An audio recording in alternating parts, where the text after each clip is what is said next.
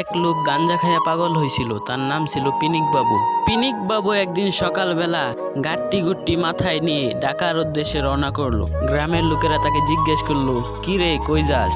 পিনিক বাবু বলল, ঢাকা যাই। লোকেরা বলল, যাক একটা আপদ বিদায় হলো। পরের দিন সকালবেলা গ্রামের মানুষ ঘুম থেকে উঠে দেখে পিনিক বাবু তার বাড়িতে।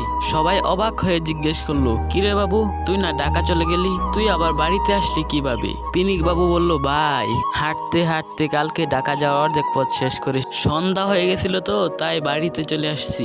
চিন্তার কোনো কারণ নাই, কালকে আমি ব্রিজে গোড়ায় চিহ্ন দিয়ে আসছি, আবার আজকে সেই জায়গা থেকে হাঁটা শুরু করব, তারপর আর ঢাকা চলে যাব।